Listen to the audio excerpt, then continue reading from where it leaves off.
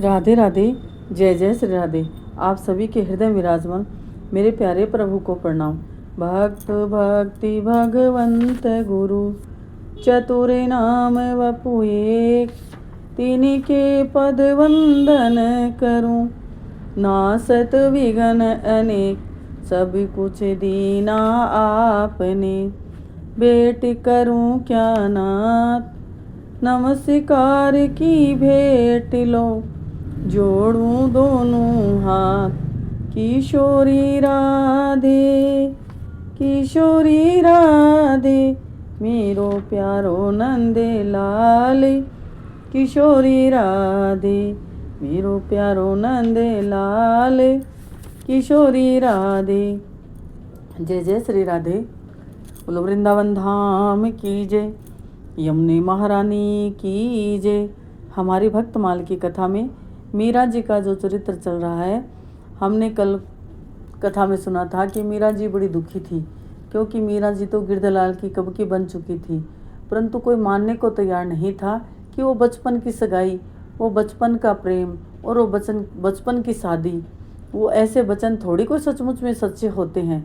सब ने समझाया, परंतु अब तो मानो सब के प्राण अटके हुए थे कि कैसे भी करके मीरा बस एक बार शादी करके विदा हो जाए। हर पल मीरा पर नजर रखी जा रही थी, और मीरा थी जो दिन भर, सब मीरा को पता था कि सारी जो तैयारी चल रही है, पूरा नगर सजाया जा रहा है, मेड़ता पूरा सजाया जा रहा था, महल सजाया जा रहा है, ये मेरी ही शादी के लिए सजाया जा रहा है। परंतु सब कुछ जानकर भी अनजान बनी मीरा। करे तो क्या करे, कोई चाहे नहीं थी। जिनकी कोई चाह नहीं होती है उन्हें वो चीज़ें सुख नहीं देती है, क्योंकि जिनकी चाह और होती है उसे तो वही अच्छा लगता है। कि वैसे हम प्रैक्टिकल में देखा जाए कि जिसको डॉक्टर बनना होता है वो डॉक्टर ही बनेगा, चाहे माता पिता लाख कोशिश करके, माता पिता का सपना है कि इसे इंजीनियर बनाए, परंतु वो नहीं बन पाएगा। अगर उस पर थोप दी जाएगी इंजीनियरिंग तो वो सफल नहीं होगा। वैसे ही था, मीरा तो पूरी की पूरी गिरधलाल की थी, और सब अपने, और मीरा ने तो कह भी दिया था, यहाँ तक अपनी माता पिता बहुत प्रेम करते हैं, वो सब जानती है, परंतु फिर भी कहते हैं सब मतलब के लोग, सब अपने मतलब के हैं। मीरा कहती है, माँ बाप भी बेचारे क्या करते, प्राण छिड़कते थे मीरा पर, परंतु करे तो क्या करे, क्योंकि मीरा चाहत बन चुकी थी चित्तौड़ के राजघराने की। उनकी चाहत थी कि मीरा को बहू बना करके लेकर जावें, और ऐसा वर और घर किसको मिलता है, भाग्यशाली को मिलता है। तो अब मीरा भगवान के अलावा और किसी से कहे तो क्या कहे। और जब माँ को पता चलता है, तो कल बताया था कि पिताजी से कहती है कि मीरा आजकल बहुत दुखी रहने लगी है, बहुत दुखी हो गई, कमज़ोर हो गई है। और मीरा अब कहे तो किससे कहे, क्योंकि अब ना तो चंपा के पास समय था, अब किसी के पास समय भी नहीं है कि मीरा की कोई सुने, सब अपने काम में लगी रहती है। तो मीरा की माँ ने वैद्य जी को बुलाया, और वैद्य जी को बुला करके वैद्य को बुलाया, और वैद्य को बुलाया और कहा कि इनकी नब्ज़ देखो। मीरा की नब्ज़ दिखाई जाती है, कहाँ कोई रोग तो नहीं है मीराबाई के, क्योंकि मीरा आजकल बहुत दुबली पतली हो गई है। और वैसे बेटी की विवाह होता है तो साधारण से साधारण घर वाले भी पूरा ध्यान रखते हैं कि जावे तो हष्ट पुष्ट और खुश जावे, उनको भी अच्छी अच्छी चीज़ें खिलाई जाती है। और यहाँ तो मीरा राजकुमारी थी, नाजों से पाली गई थी, परंतु मीरा के तो ना पानी लगता ना अन्न लगता, और लगे भी कहाँ से, मीरा को भूख ही नहीं लगती। कैसे तैसे भगवान के भोग के बहाने मीरा को सब खिलाते रहते थे, खुला ही है, खिलाते रहते थे। अब मीरा का दर्द तो कोई जाने नहीं कि भीतर पीर कैसी है। मीरा की जो भीतर की पीर थी वो बढ़ती ही जा रही थी। और मीरा आज वैद्य जी जब आते हैं तो वैद्य जी ने देखा मीरा की सारी परीक्षा करी सारे वदन की, तो मीरा के बाहर से तो कोई रोग दिखाई दे नहीं रहा था। तो वैद्य जी के तो समझ में नहीं आया कि करे तो क्या करे। मीरा के ना तो बुखार दिख रही है और ना मीरा के कोई बाहर से रोग दिख रहा है। तो वैद्य जी बेचारे बार बार में नब्ज़ टंटोल रहे थे। तो मीरा समझ गई, क्योंकि पुराने अपने घर के वैद्य थे। पहले भी जब मीरा बेहोश हो जाती तो बुला कर लाते थे। दादाजी के समय भी कई बार ऐसा हुआ, तो वैद्य जी को भी पता था कि ये कोई बाहर की पीर है नहीं, अब भीतर की पीर का इलाज तो हम स्वयं ही कर सकते हैं, या जिसके लिए हम रोते हैं वो मिल जावे तो ही हमारा दुख दर्द मिटता है। वे किसी चीज़ की चाह ना हो तब तक वो नहीं मिलती तो हमारी पीर कैसे जाएगी। तो मीरा खुद ही बैजी से कह देती है, थे दर्द न जानो सुन बैद अनारी, थे जाओ बैद घर आपने थाने खबर नहीं मारी। खुद ही मीरा ने कहा कि आप अनाड़ी हो, आप मेरी नाड़ी देख करके नहीं बता सकते कि मेरे रोग क्या है और मेरे अंदर की खबर आपको कैसे होगी। दर्द को थे मरम न जानो कसक कलेजे माई, वो कह रही है कि मेरे कोई शरीर में दर्द नहीं है, मेरे तो कलेजे में पीड़ है। प्राण जान को सोच न मोही नाथ दर्श दो आरी, और कहा कि मुझे, तो मीरा जी से बैजी कहते हैं कि ऐसे करेगी तो कैसे अपने प्राणों की रक्षा करेगी, अभी तेरी शादी है। तो मीरा कह रही है प्राण जान को सोच न मोही, कहा प्राण कल जाते आज जावे, आज जाते अभी चले जावे, इनकी तो मुझे कोई चिंता नहीं है, क्योंकि मीरा जावे तो सब झंझट मिट जावे, परंतु नाथ दरस दोहारी। कहा कि अगर आप कुछ कर सकते हो तो भगवान से प्रार्थना करो कि मुझे मेरे गिरधर मिल जाए। जीव दर्शन बिन यूं तरसे जूं जल बिन पनवारी, कहती हैं कि मीरा कहती है कि जीव, मेरा ये जो जी है, यानी मीरा अपने हृदय की बात करिए, ये शरीर तो नश्वर है और ये शरीर तो जड़ है, जो चेतन स्वरूप है वो परमात्मा से मिलना चाहता है। और जू जल बिन पनवारी, कहती हैं कि जैसे एक छोटी सी बावड़ी मछली होती है और वो जब जल सूख जाता है बावड़ी का तो मछली की क्या दुर्गति होती है, वही मेरी हो रही है।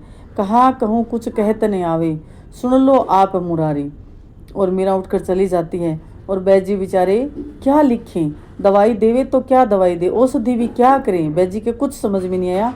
और मीरा उठकर सीधे श्याम कुंज में जाती है और कहा कहूँ कुछ कहत न आवे सुन लो आप मुरारी। ठाकुर जी से कहते कि मुरारी आप सुन लो, मीरा के प्रभु कब्र मिलोगे, मैं जन्म जन्म सु थारी। मीरा कहती है कि प्रभु मैं जन्म जन्म से आपकी हूँ, एरी में तो प्रेम दीवानी, मेरो दर्द न जाने कोई, सूली ऊपर सेज हमारी सोवण किस विद होय। मीरा कह रही है कि सूली के ऊपर मेरी सेज है, जैसे कोई सूली पर सेज हो तो कोई कैसे सुख से सो सकता है, और गगन मंडल पर सेज पिया कि किस विद मिलना हो। और जो मेरा प्रियतम है वो तो गगन मंडल में रहता है, चंद्रवंशी है, तो कैसे मिलूं, उनसे मिल भी नहीं सकती, मैं मिल नहीं सकती, और मेरी सेज सूली की है तो कोई भी मेरे साथ रह कर के सुखी नहीं रहेगा। घायल की गति घायल जाने जो कोई घायल होए, जोहर की गति जोहरी जाने और न जाने कोई, और दर्द की मारी बन बन डोलूं बैद मिला नहीं कोई। कह रही है बैद मिला नहीं कोई का मतलब कितने संत आए, कितने महात्मा आए, कितनों के दर्शन किए, कितनों से आशीर्वाद लिए और कितनी प्रार्थना करी। अब तक मीरा गिरधर लाल के सामने भी प्रार्थना कर करके थक गई थी। वो बचपन की भूली बिसरी यादें ही तो थी जो अभी तक मीरा को जिंदा रखे हुई थी, परंतु समाज के लोग, परिवार के मानने को तैयार नहीं। अरे मीरा, क्या सचमुच में अब तुझे प्रभु मिले हैं? क्या अब तू उनके लिए पूरा जीवन अपना बिता सकती है? जो तेरा विवाह है उनके साथ हो गया है, कैसे मान ले कोई? ऐसे थोड़ी माना जाएगा मीरा, ऐसे तो नहीं माना जाएगा। और मीरा कहती है, इधर मीरा भगवान से ही कहती है कि मिलूं तो कैसे मिलूं, और मेरा दर्द कोई नहीं जानता। जय मैं ऐसो जानती, प्रेम कर्या दुख होए, नगर ढिंडोरो पीटती, कोई न करियो प्रेम। और मीरा कहती है, चले आओ श्याम, आज तुम्हें अपनी सुनानी है, ये मेरी आप बीती है गिरधर, तुम मेरी चाहत हो, अब और किसी से क्या लेना, ठुकराओ ना मोहन, शरण में ले लो, अब शरण में रहने दो, लगी मेरी लगन, तुमसे बस इतनी बात कहनी है। मीरा कहती है कि अब तो सांझ भई दिन छिपन लाग्यो, और पंछी ले जा रे संदेशा। तो राजस्थान में एक पंछी होता है, कूरजा जिसको कहते हैं, उसे संदेशा भेजा जाता है और अपने मन की पीर उसे बताई जाती है। इधर मीरा जी बड़ी दुखी थी। इधर चित्तौड़ में खुशियाँ मनाई जा रही थी क्योंकि हमारी जो गिरजा जी थी उनके पुत्र हुआ था। अब मीरा जी की शादी नज़दीक आ रही थी तो जयमल जो भाई थे और ताऊ जी थे वो लेने जाते हैं चित्तौड़ जाते हैं, परंतु वो क्या देखते हैं, जब ताऊ जी ने देखा भोजराज जी को तो पहले जैसे भोजराज जी थे ही नहीं।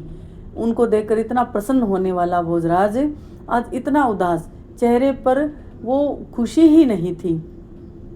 तो उन्होंने कहा कि भाई इतनी चिंता करने की कोई ज़रूरत नहीं है, हमारी लाडली आपको कोई भी परेशान करने वाली नहीं है। आप इतने जिम्मेवार ऐसे कैसे हो गए इतनी जल्दी? अरे मीरा तो आपको सुख देने वाली है।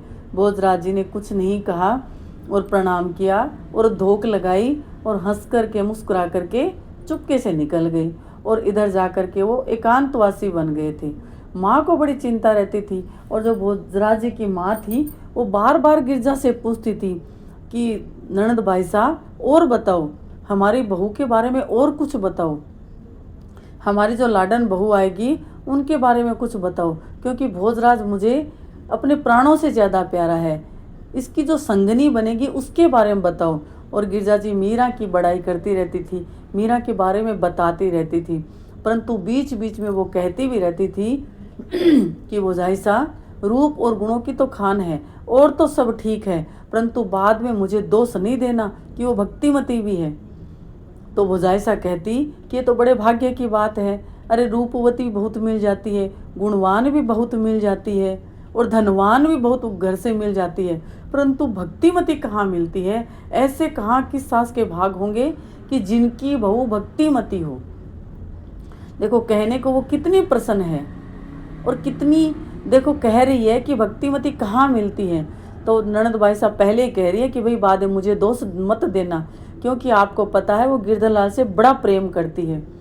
और गिरजा भोजराज से भी पूछती है कि क्या हो गया तुझे, ऐसे उदास से कैसे होने लगे? अरे मीरा हमारी ऐसी नहीं है कि तू इतना जिम्मेवार बने। सब ऐसी बात भोजराज जी से करते रहते हैं और सबको लगता है कि भोजराज जी तो सोचा भी नहीं था कि अभी तक शादी नहीं हुई है, उससे पहले ही इतने वो कहते हैं ना मिच्योरता आ जाएगी, इतने समझदार हो जाएंगे। जो सारे दिन हंसने वाले भोजराज जी आजकल तो कभी कभी हंस करके चुपके से निकल जाते हैं। एकांतवासी भोजराज जी से जब जयमल मिलने गया तो बड़े प्रसन्न हुए और उन्होंने कहा, भोजराज ने कहा, मैं वैसे भोजराज जी से जयमल जी छोटे थे परंतु फिर भी चेहरा देख करके पढ़ लेते, और कहा एक बार तो जयमल को देख करके भोजराज जी की आंखें खिल गई, मन खिल गया, मानो भोजराज जी के जयमल के साथ साथ मीरा भी आई हो, और मन करता है सारी बातें पूछे और बीच बीच में सारी बातें पूछ भी रही हैं। और जब जयमल जब देखता है तो उनकी आंखों में मीरा की बातें सुन करके कोई वो खुशी नहीं दिखती जो एक साधारण मनुष्य के लिए दिखती है, साधारण लड़के के लिए दिखती है, साधारण वर्ग के लिए दिखती है, जो अपनी मंगेतर होती है उसके लिए दिखती है, वो खुशी नहीं दिखती है। तो भोजराज जी से जयमल कहता है कि भाई क्या बात है, आप सब कुछ सुनना भी चाहते हो और आपके चेहरे पर यह गंभीरता क्यों है? परंतु भोजराज जी कहे तो क्या कहे, कुछ नहीं कहते, कुछ कहने को बचा ही नहीं, कहे तो क्या कहे, उन्होंने कुछ नहीं कहा। और मीरा तो इधर मीरा ही थी। वैसे जो भजन है, पहले के जितने भी भजन है, उनका कोई भाव होता था, उनका अर्थ होता था। हर एक भजन किसी न किसी भक्त के भीतर का ही भाव था, जो प्रकट होकर के भाव प्रकट होते हैं तो भजन बनता है। जो भजन था, दुनिया की अलग तस्वीर देखी, 10 हंसते हैं 2 रोते हैं। ये सही बात है। यहाँ पर 10 इधर भी हंस रहे थे, मीरा के परिवार के सारे हंस रहे थे, भोजराज जी के परिवार के सारे हंस रहे थे। मैंने जग की अजब तस्वीर देखी, 10 हंसते हैं 2 रोते हैं। शायद हो सकता है ये मीरा और भोजराज जी के लिए ही किसी कवि ने गाया होगा, जो मीरा के करीब था, जो भोजराज जी के करीब था, उन्होंने ही इस भाव को उस समय प्रस्तुत किया होगा। कौन जाने, 2 ही तो उदास थे, इधर मीरा उदास थी और इधर हमारे भोजराज जी उदास थे, और कोई भी उदास थे ही नहीं। और इधर जयमल बार बार में, और चाहते हैं भोजराज जी चाहते भी हैं भीतर से कि मीरा के बारे में सब कुछ जान लूँ, सब कुछ पूछूं, और बार बार में मीरा के बारे में इतनी बातें करना भी चाहते हैं परंतु बीच बीच में थोड़ी उदासी भी उनको दिखती हैं। परंतु छोटे हैं, जयमल पूरा का पूरा इतना नहीं जान पाए हैं। और इधर उनका बहुत स्वागत सत्कार होता है, और इतना स्वागत सत्कार होता है। और फिर सब पूछते हैं, जयमल से पूछते हैं तुम्हारी दीदी कैसी है, तुम्हारी जीजी कैसी है।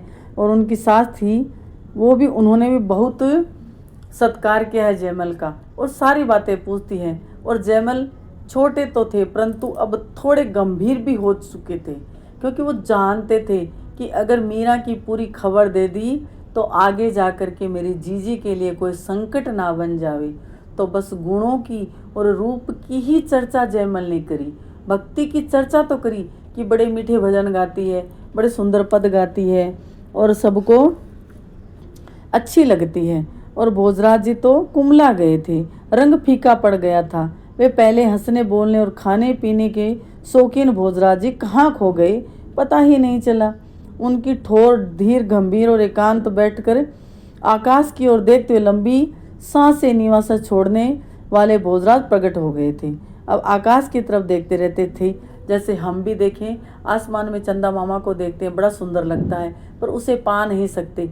ऐसे ही भोजराज जी देखते रहते थे आकाश की तरफ, और आंखों में सूक्ष्म सी चमक आ जाती थी मीरा की चर्चा सुनते ही। और उनकी दृष्टि उत्साहित होकर वे अपने मीरा के बचपन की और उनकी भक्तिमती चमत्कार की बातें सुनते जाते थे। मुख से भले कुछ नहीं कहते, परंतु बीच बीच में अपनी बड़ी बड़ी पलकें उठाकर इस जयमल की ओर देखते और देखते, कैसे भाग्य हैं जयमल के, कैसी भक्तिमती बहन है। परंतु उनकी आंखें चुगली खा जाती थी। वे प्यासी दृष्टि जयमल को बता ही देती कि मीरा की चर्चा उन्हें प्रिय तो है। कोई तीसरा ही आकर उनकी एकांत गोष्ठी को विराम देता था। आंखें बता देती थी कि मीरा के बारे में और बहुत कुछ जानना चाहते हैं। वही तो होता है भक्त। हमने कब भगवान को देखा है? कोई भाग्यशाली होता है वो देख पाता है, परंतु हमें भगवान की चर्चा कितनी अच्छी लगती है, उनके रूप की गुणों की चर्चा कितनी अच्छी लगती है, क्योंकि हम भगवान को चाहते हैं। मीरा को गिरधरलाल की चर्चा अच्छी लगती थी और भोजराज जी को मीरा की, और मीरा के साथ गिरधरलाल की, क्योंकि भोजराज जी मीरा को बहुत चाहते थे। और ऐसे करके उनकी चर्चा चलती रहती थी। और कोई तीसरा आकर के उनकी जो वार्ता होती थी, गोष्ठी होती, उनको तोड़ते थे, उन दोनों की चुप्पी तोड़ते कि चलो वे भोजन का समय हो गया, और कुछ ना कुछ ऐसे करके। और जयमल चुपचाप निकल जाता, और वो भी भोजराज जी भी चुपचाप वहाँ से निकल जाते थे। और जो थी बुआ जी, वो कहती कि अब मेरे जाने का समय आ गया है। भोजराज जी से कहती, अरे तो उदास क्यों है, और कोई समाचार हो तो मीरा के लिए मुझे दे दो, मैं किसी से नहीं कहूँगी। ऐसे कभी कभी हंसी मजाक भी उनकी चलती रहती थी। और ठाकुर जी से मीरा, ऐसा सलोना नंद खिलौना देख सभी का मन भाया, गिरधर तुम्हें किसने सजाया, मीरा के तुम श्याम सलोने जन्म जन्म भर चाहा, गिरधर तुम्हें किसने सजाया, जगत में सब मतलब के यार, जिसके पास है धन दौलत उनके मित्र हजार। और मीरा कहती, जो भी तेरा प्यारा हो वो मेरे दिल का प्यारा हो, मेरे सिर का ताज तेरी आँखों का तारा हो। मीरा कहती कि देखो भाई, मैं आपसे प्रेम करती हूँ, और जो भी तेरा प्यारा है वो मुझे सब प्यारे हैं, परंतु मैं करूँ तो क्या करूँ, किसी के सुख का हेतु मैं नहीं बन सकती। और मीरा फिर रोने लग जाती है। और आज की कथा यहीं विराम देती है, क्योंकि अब ताई जी भी वापस आ जाएगी, और अब तो मीरा की शादी की जो तैयारी है, लगन की जो नेगचार होते हैं, वो कल से शुरू हो जाएंगे। ताई जी का ही इंतज़ार था, क्योंकि लल्ला अभी छोटा था, अब ताई जी आएगी। और ताई जी के लल्ला को पहली बार राणा सांगा जी ने आते समय गोद में लिया, और बहुत सारा आशीर्वाद भी देते हैं, और उनके नाम जागीर भी लिख देते हैं। और मीरा ताई जी के आने की खुशी में, वैसे तो नगर सजा ही हुआ था, पर उन्होंने गिरधरलाल को भी अच्छे अच्छे वस्त्र पहनाती हैं और सुंदर गिरधरलाल का श्रृंगार करती हैं। आगे की कथा कल जब ताई जी आएगी, और ताई जी के आने के बाद में मीरा जी के जो राजस्थान में तो नेगचार वैसे ही बहुत होते हैं। 21-21 दिन पहले, 11-11 दिन पहले, 7 दिन पहले शादी की पूरी तैयारी शुरू हो जाती है। घर में गीत, नेग, ढोलक, बाजे, नगाड़े सब बजने लग जाते हैं। तो अब हम भी खुशियाँ मनाएंगे, क्योंकि हमारी मीरा जी की शादी है। और मीरा जी की शादी की खुशी हम क्यों नहीं मनाएंगे?